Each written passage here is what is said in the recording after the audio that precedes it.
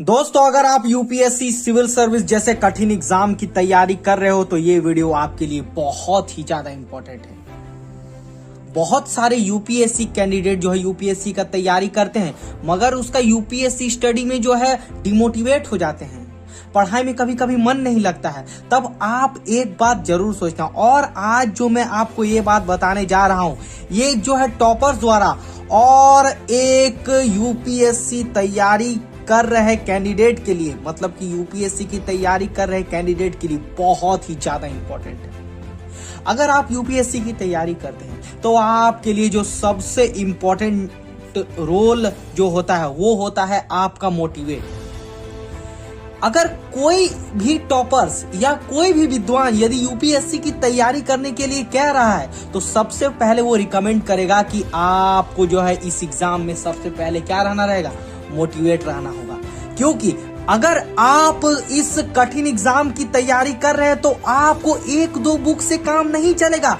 आपको जो है 50 से लेकर के 60 बुक पढ़ने पड़ेंगे, और कम से कम आपका तो 1 ईयर का तो आपका जर्नी रहेगा, और कहीं ना कहीं इससे ज्यादा भी हो सकता है। तो अगर आप इतने कठिन एग्जाम की तैयारी कर रहे हैं तो आपको सेल्फ मोटिवेट रहना बहुत जरूरी होता है। कहीं ना कहीं पढ़ाई से भी ज्यादा आपको मोटिवेट रहना होगा, क्योंकि पढ़ाई तभी कर पाएंगे, तभी इस कठिन एग्जाम की तैयारी कर पाएंगे जब आप मोटिवेट रहेंगे। और मोटिवेट रहने के लिए आपको एक चीज हमेशा ये ध्यान रखना होगा। सबसे पहला तो आप यदि सुबह उठें, आप यदि मॉर्निंग को उठें तो आपको सबसे पहले मॉर्निंग में क्या करना है, आपको अपना टारगेट बनाना है। आपको अपना एक ऐसे पेज में अपना एक टारगेट ऐसे लिखना है कि मेरा पूरा दिन का शेड्यूल क्या होगा। उसके लिए आप एक डायरी बनाओ, और डायरी में आप लिखो कि मेरा शुरू से जो है सुबह से जो है रात तक का मेरा टारगेट क्या होना चाहिए यूपीएससी के लिए। और उस टारगेट को चाहे कुछ भी हो जाए, आप कोई भी हो, चाहे आपका लाइन कटे या तो फिर कोई आंधी आए, तूफान आए, कुछ भी आए, कोई भी काम हो, आपको उस टारगेट को आपको पूरा करना है। एक बात याद रखना यूपीएससी कैंडिडेट, एक बात याद रखना कि अगर आप इस टारगेट को पूरा नहीं करोगे तो कोई दूसरा कैंडिडेट बैठा होगा, कोई कैंडिडेट उस टारगेट को पूरा करके अपने आने वाले कल के लिए जो सोचता होगा कि मुझे कल का प्लान क्या बनाना है यूपीएससी के लिए, तो आपको भी जो है इस एग्जाम के लिए एक बेस्ट स्ट्रेटेजी के साथ आगे बढ़ना होगा। ठीक है, ये तो हो गया। थर्ड आपको क्या करना है जो बहुत ज्यादा इंपॉर्टेंट होता है कि यूपीएससी एस्पिरेंट के लिए, कि आप कभी भी स्टडी करने बैठो तो आप जो है बीच बीच में कम से कम तो आपको 15 मिनट नहीं तो आपको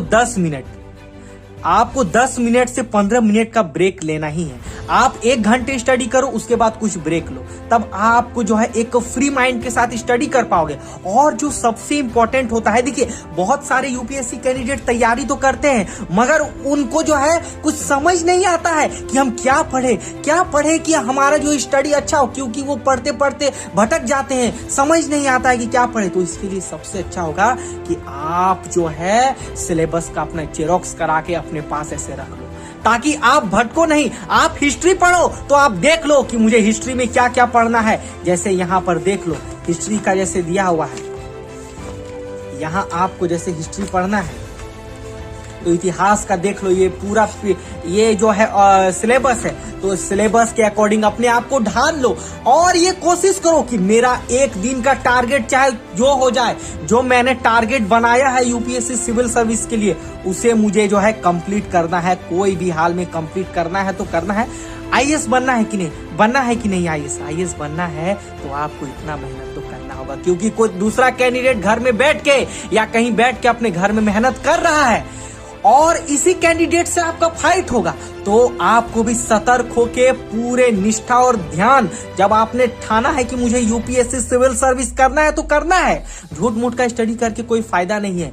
आप अपने टारगेट को पूरा करो, चाहे वो 8 घंटे में हो, 10 घंटे में हो, 15 घंटे में, इसमें मैटर नहीं करता।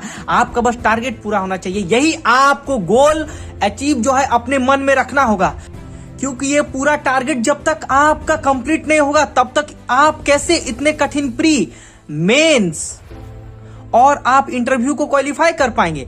ये तीनों क्वालिफाई करने के लिए आपको अपना जो है दिन का टारगेट आपको 100% कंप्लीट करना होगा। धीरे ही पढ़ेंगे, कम ही पढ़ेंगे, मगर अपने टारगेट को जो है पूरा करेंगे, चाहे उसके लिए हमें कुछ भी करना पड़े। दोस्तों ये वीडियो आपके लिए हेल्पफुल रही तो आप अपने फ्रेंड्स में इसको शेयर कीजिएगा। चैनल में नहीं है तो सब्सक्राइब कर लीजिएगा। दोस्तों मिलते हैं अगली वीडियो में।